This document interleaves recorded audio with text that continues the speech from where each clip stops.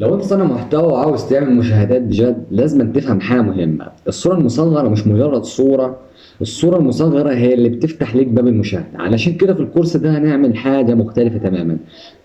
مش هعلمك بس ازاي تعمل صورة مصغرة، لا انا هعلمك ازاي تخلق صورة مصغرة تشد. رجعت لكم مرة تانية ويلا بينا نبدأ الشرح ازاي نعمل صورة مصغرة باستخدام نانو بنانا برو. عندنا النهاردة ثلاث طرق هنعرف نجيب بيها استفادة الصورة المصغرة.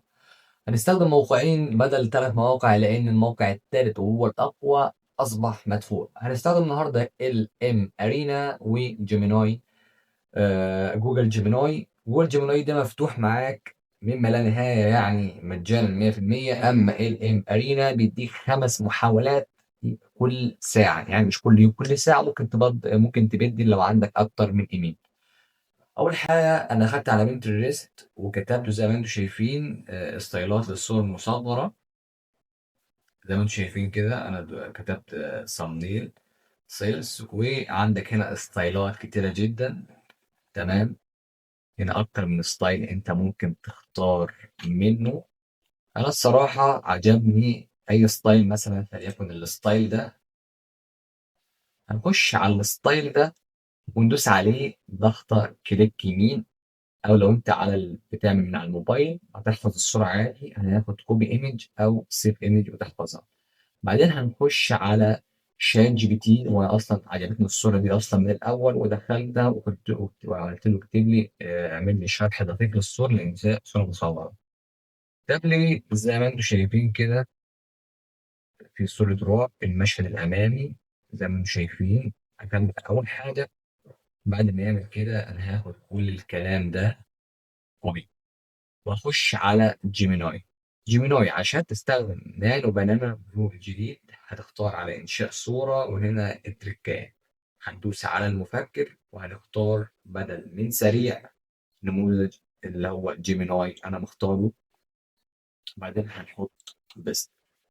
بعدين هنيجي نختار صورة من عندي تكون ملامح وشي باينة فيها جدا. فأنا هختار الصورة ديت وهديله جنريت. تمام. تمام. جيميناي مش بيأخر، ولكن ال ام ارينا بيأخر شوية. نخش على ام ال ارينا. أول حاجة لازم نحط قضايا اكتشاف أول ما نخش، بعد كده نحط على علامة الفوتو دي. بعدين نحط البرومت، هو تلقائيا هيظهر لك جيميناي برو. وعندك هنا أكتر من ستايلات جيميناي برو ايمج اللي احنا مختارينه، وهنا نوع تاني، وهنا كل أنواع الصور اللي ممكن تعملها، كل الموديلات وكل حاجة. دي حلاوة الإمرينا لما بنجمع كل المواقع، ولكن بالصور بس وفي الأبحاث. تمام. بعدين نيجي نختار الصورة تكون برضه ملامح مش باينة فيها، وأنا هختار نفس الصورة. نخش على جيميناي وبتجي خالص الصورة. زي ما انتم شايفين الصورة نوعا ما مش قوية، وإلا مش برجح إن احنا نسرق صور مصورة. وممكن نخش على حبيبنا شات جي بي تي ونقول له اعمل لي ستايل صورة مصغرة قوي جدا، ونستنى لحد ما يدي البرومت.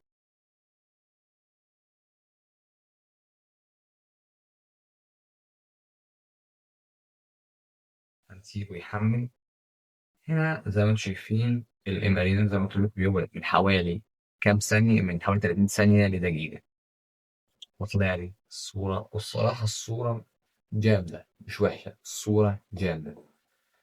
ولكن أنا عاوز أعمل صورة مصغرة زي دي ودي ودي، والثلاث صور دول معمولين من ال ام ارينا.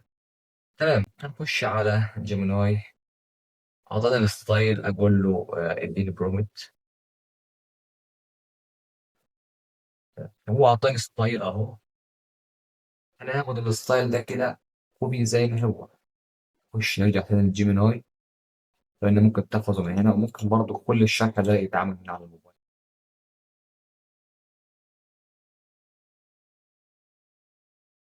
ونخليه يبدأ الشغل فيها. نرجع تاني الام ارينا ونديله نديله الصورة، بعدين نرجع ناخد البرومت تاني كوبي ونخش على الام جي، نسيبه يعمل. ماشي. قبل ما الصور دي تعمل، تعال نخش نجيب الفكرة التالتة والأخيرة معانا اللي إحنا ممكن نسرق بيها ستايلات صور مصابة، وهي من على اليوتيوب. بس للأسف الطريقة دي علشان نعرف نلقط الصورة المصورة هنحتاج كمبيوتر أو لابتوب، أو أنت لو بتعرف تقص الصور كويس ممكن تعملها من على الموبايل. فأنا فليكن حاجة على أي صورة مثلا، أقل كده عشوائي، وأي صورة هتطلع لي زي ما انتم شايفين. أنا فليكن هختار الصورة بتاعت مكاوي، الصراحة عجبتني، فهختار أكتب بقى اللي انتوا تشوفوه: ويندوز شيفت اس. أول ما أكتب ويندوز شيفت اس هيظهر لي العلامة دي، وهبدأ إن أحدد الصورة اللي أنا عاوزها بالشكل كده. هو خلاص خد سكرين شوت، دي أهي زي ما انتم شايفين هتظهر هنا. هتدوس عليها هنا على حاجة، ده بالنسبة اللي معاهم بي سي. هتدوس عليها، أول حابب تعدل أي حاجة، حابب تعمل أي حاجة، بس الخطوة دي مهمة علشان نعرف نحفظها. هنخش بعد ما نحفظها هنخش على جوجل زي ما شايفين. بعد كده هنخش على آه، شات جي بي تي تاني، ونحط الملفات ونختار داونلود الصورة اللي احنا لسه واخدينها من شوية، اللي هي بتاعت ماثيو ميكاو.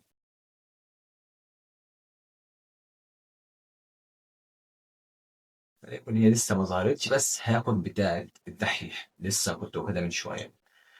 ونفس الكلام اللي أنا عملته في الصورة الأولى زي ما انتم شايفين دي، هو على فكرة مفصلها لي مثلا كمية. هاخدها ودي مش لسه هكتب علشان وقت الفيديو، وأقول له شريط قلبي وتشوف. هنا هو عمل لي صورة مصورة صراحة احترافية جدا وعجبتني أنا شخصيا جدا. وهنا طبعا عملت ايرور لأن أنا خلصت الخمس محاولات بتاعتي، ولكن أتمنى تكون الفكرة وصلت. المواقع جامدة جدا الصراحة، وأنصحكم إنكم تستخدموها وهي دي الصورة. ولكن أنا هوريك شوية ستايلات زي دي ودي ودي، الصورة الجمدان دي إن شاء الله نبقى زي اللي في الصورة كده. وده كله معمول من ال ام ارينا، أنا أول مرة استخدم. وكده نكون وصلنا لنهاية الفيديو. لو الفيديو عجبك ما تنساش لايك وسبسكرايب وشير، وكل المواقع دي هتلاقيني سايبها لك تحت في الديسكريبشن، زائد هتلاقيني سايب لك لينكات السوشيال ميديا بتاعتي كلها. زي ما مسيت عليك النهارده في الفيديو، خش بس عليا واعمل لي فولو على الانستجرام وعلى التيك توك. وبرضه عاملين قناة على التليجرام بننزل فيها ستايلات وبننزل فيها حاجات كتير جدا هتفيدك، وبننزل فيها برومتات جاهزة للتدريب. خش هتلاقيها برضه في اللينك اللي انا هسيبه لك في الديسكربشن، مجمع كل السوشيال ميديا بلاتفورم بتاعتي كلها. خش شوفها ومش هتندم. سلام يا قلبي.